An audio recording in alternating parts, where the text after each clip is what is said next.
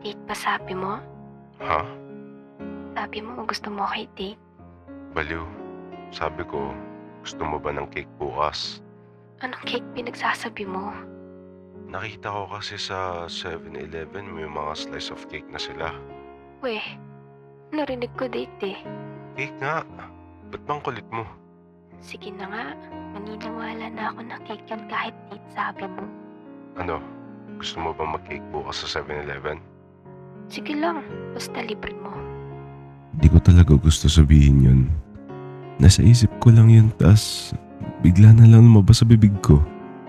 Pero buti na lang talaga napalusutan ko pa yun.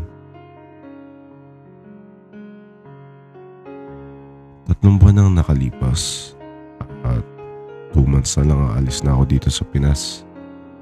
Ang usapan lang namin ni Dad ay maging GF ko si Ada ng 5 months. Sooner or later, aalis na din kagad ako dito.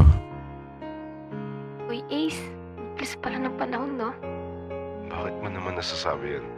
Kasi 3 months na kagad nakalipas. Ilang gala na din tayo bilang kaibigan. 2 months na lang naman naalis na ako. Sure ka na ba na gusto mo mag-aaral sa States? Oo naman. Di ka talaga sumusuko sa pangarap mo na yun, no? Oo naman. Ganun ka din dapat. Kung may goal ka, gagawin mo lahat para maabot yung pangarap mo na yun. Isa lang naman yung pangarap ko eh. Ano naman yun? Yung makasama ka ng matagal. Ayan ka na naman sa pangasar mo. Hindi nga. Totoong mga sinasabi ko sa'yo dati pa. Di ba nga nag-deal ka sa akin para pagsilosin yung ex mo? Mukha bang yan pa rin ang goal ko hanggang ngayon? Sabi mo ginagawa mo lang to para pagsilosin siya at bumalik sa'yo. Ace, mula nung pinagtanggol mo ako at nung pinarealize mo sa akin yung mga mali na ginawa niya sa akin, matagal na nawala feelings ko sa kanya. Ibig sabihin, tapos na pala yung deal natin dati pa. Oo, Bakit nagsistay ka pa din sa akin hanggang ngayon? Bakit ka pa nagpapanggap na GF ko? kasi gusto ko maging GF mo. Nagulat ako sa sinabi niya. Hindi ko ina-expect yun. Para bang tumikil yung puso ko tas parang nawala na lang bigla yung tiyan ko. Ewan ko ba na nararamdaman ko nun? Basta sobrang kakaiba. Wait, Bakit? hindi ko alam sasabihin ko. Oo, hindi lang naman eh. Anong oo, hindi? Oo, kung may pag-asa pa ako sa'yo. Tapos, hindi kapag wala akong pag-asa sa'yo. Totoo lang, may gusto na din ako ibigay ng sagot sa kanya pero hindi ko masabi. Kinakabahan kasi ako at nagdadalawang isip. Alam ko kasi na kapag nahulog ako sa kanya, mahirapan ako makalis dito sa Pinas para maabot yung goal ko.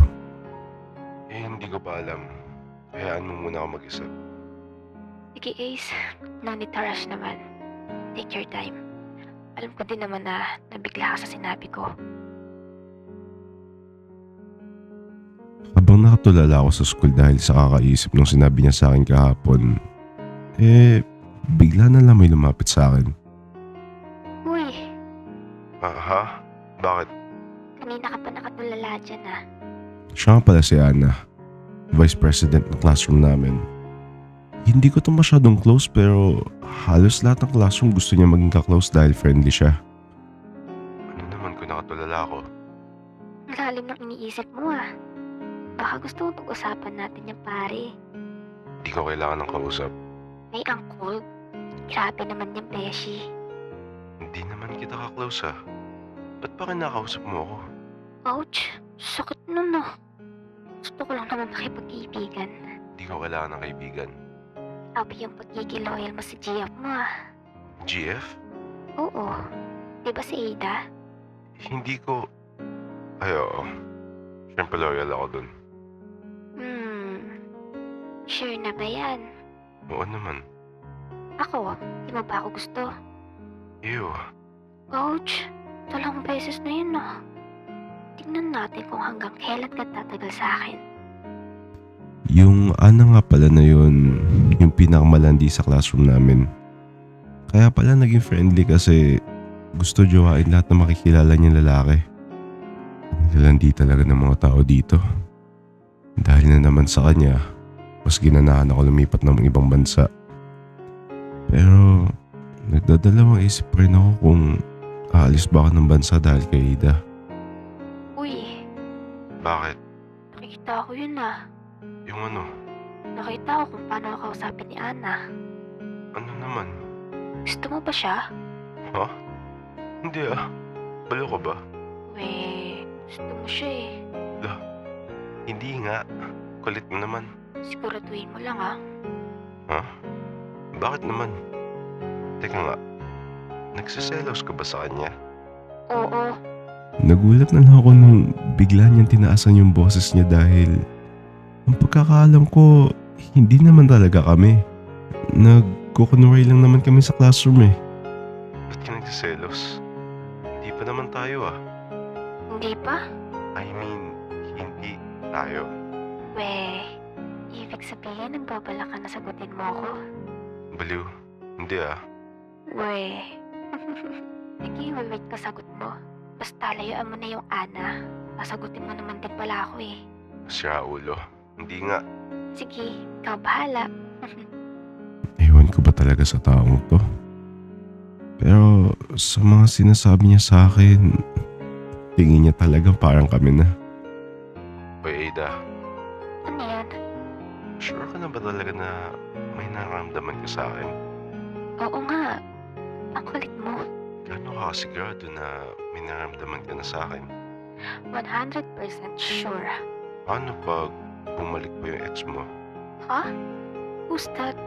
Ano lang kaya laman ng puso ko? Ang landi mo talaga. Ay, oo nga pala, ayaw mo sa malandi. Buti alam mo. So, ayaw mo na ba sa akin? Wala akong maisip na sasabihin sa kanya. Kasi pag sinabi kong hindi, baka maging malungkot siya. Pag sinabi ko naman na oo, baka tumaas kagad expectations niya. Basta, Anong basta? basta, di ko alam. Teka, nalilito ako sa decision mo. Na ano, Kung aalis ka ba or hindi. sira. Sure na ako na alis ako dito. So, gusto mo ba ako? Ba't ka ba bumabalik sa tanong na yan? Sagutin mo na lang kasi. Wala akong kailangan sagutin sa'yo. So, hindi mo ako gusto. Wala akong sinabi. Pwede ibig sabihin gusto mo ko. Wala din akong sinabi. Bakit ba ang dami mong sinasabi? Pwede mo naman ako diretsuhin. Nahalata naman din kita, tapos kitang-kita ko naman din sa mukha mo yung pula at tinatago mo lang siya. The more na mas nagpapakipot ka, mas nahahalata ako na. Oo na, gusto kita.